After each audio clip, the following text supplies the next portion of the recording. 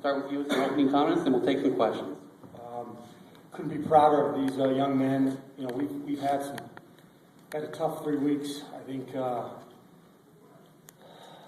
know, we were a little wounded, we were a little down, but last week I thought we finally got our heart back against that game against Utah State. We played out with heart, and then we knew we had a chance going in here, and obviously losing Zane was a big deal. But these guys rallied together, and I just really felt good about this group. I just felt like we earned it.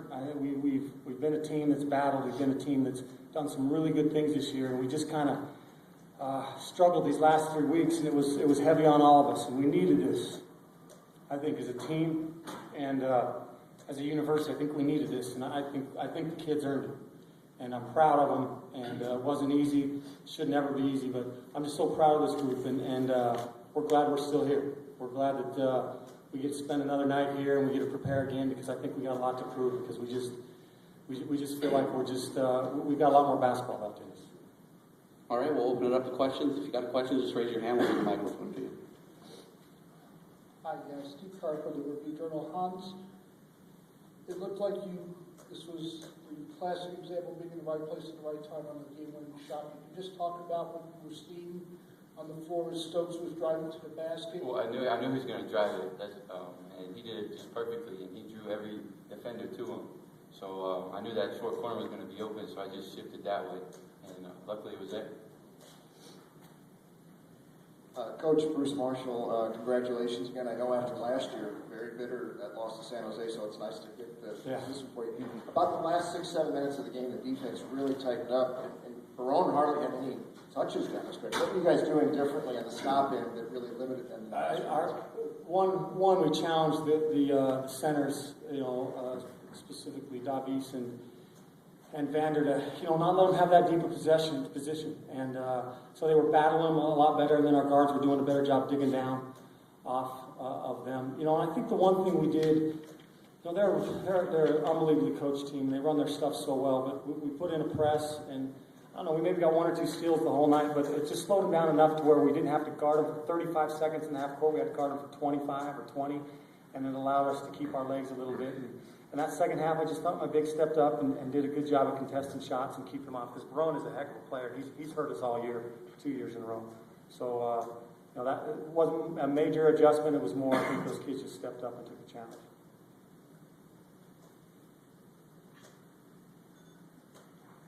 Gib, you only had 7 turnovers. Team average is 14. How critical is that to winning this game? Because you guys seem to value the ball a little bit better than you've been doing. You don't win it without it. Our last 3 games, actually, we've averaged under 10. So I guess it took us 30 games to figure it out, but the last 3 games, we did that. You look at Ostrowski sitting over here, who's one of the top 10 assist kids in the country. 9 assists, 1 turnover. You look at Shaquille Stokes, who's 3 assists, no turnovers. I mean, you got 2 point guards out there combined for 12 and 1. You're going to be in every game, and we've kind of been seeing that trend lately, which is nice this time of year. And I don't think we've won a game about 7 years in the WAC tournament, and I give all the credit to these guys for stepping up and doing that tonight.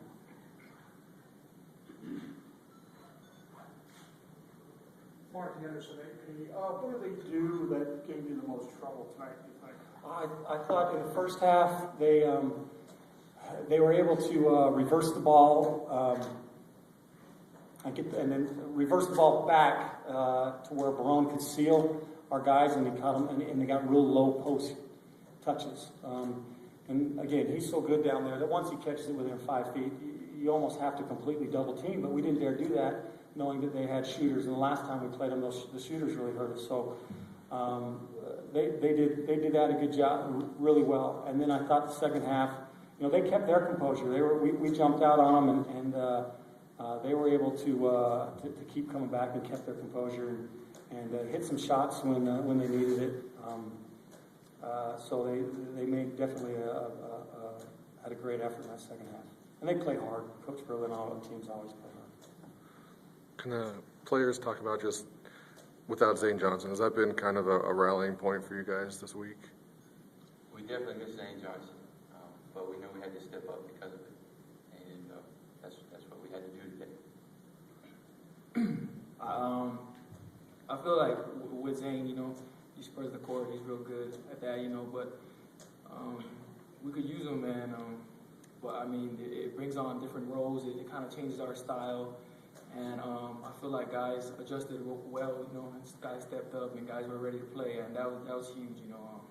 We had guys there that hardly had minutes in the regular season, you know, but stepped up, and we didn't skip a beat, and that was key. Gabe, can you just talk about a potential matchup with New Mexico State? I mean, the last time you played them didn't go very well for you guys. Can you talk about, you know, matchup with them maybe in the semifinals? Yeah, it's a little bit of an understatement when you say it didn't go very well. Yeah, they smashed us. They absolutely smashed us, 42 points. You know, again, we'll wait and see if it is New Mexico State. We definitely got something to play for. So I'll leave it at that. But we did beat them in our place. So We'll be excited for if it is them. Coach, can you touch a little more on the performance of Shaquille Stokes stepping up as a freshman and performing what he did?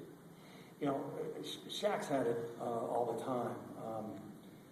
He's a point guard. He can also be an off guard, but he plays behind two seniors who I think are great players. I think Maya's a phenomenal player, a great point guard, obviously.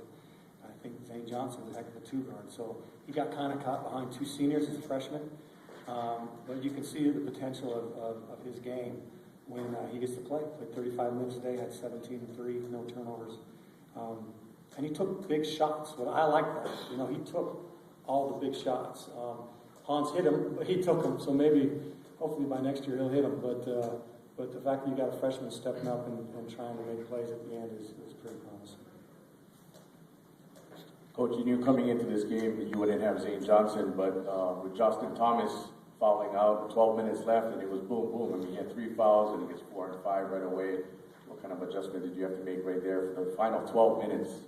You know, yeah, just, again, another adjustment. And Trevor was a step slow because he sprained his ankle. So we went with Davies. Trevor did play, was able to come out and give us some good minutes, but he went with Davies. And again, the team just kind of changes a little bit when you do that. When you have 2 7-footers out there, you can do a little more things. I thought defensively we were a little more solid with Davies out there. Offensively, obviously, Jocelyn's a very good scorer for us. But defensively, we got a little bit stronger. So we take that, and then you put Shaq in instead of Zane. We're not as good as an outside shooting team, but we can drive it a little bit better. And the nice thing is it didn't hurt us matchup-wise because their guards were small also. You know, if they have 2 big guards, it may have hurt us defensively, but I didn't think it hurt us a lot defensively with Shaq out there. So, again, we were able to adjust, and they had to adjust us, too.